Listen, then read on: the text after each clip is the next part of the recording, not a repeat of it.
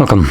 In front of me is a Google Pixel 6a, and today I will show you how you can hard reset this phone through recovery mode. Now this process will remove things like screen lock, so if you have one that you don't know, you can get rid of it this way. So to get started, you'll want to hold power key and volume down at the same time. Or is it volume up? Yep, volume up. So power and volume up together will bring up the boot menu. You want to select power off. Give it a second, the device will turn off, and once it does, you want to hold power and volume down.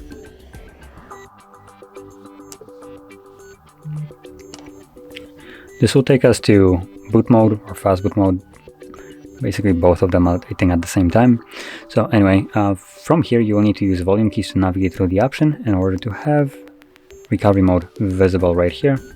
Confirm it with power key.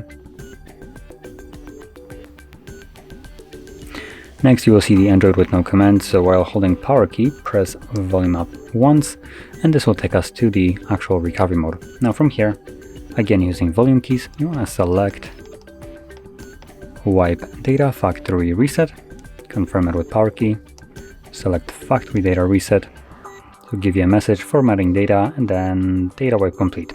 At which point reboot system now will be selected by default, so press power key once again to initiate the reboot. And now the device will continue the factory reset in the background while it's rebooting, so it will take it about a minute or so to finish up. Once it has, we'll then be greeted with Android setup screen. So I'll be back once that is visible.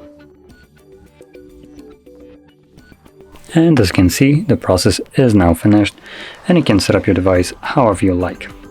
So if you found this video helpful, don't forget to hit like, subscribe, and thanks for watching.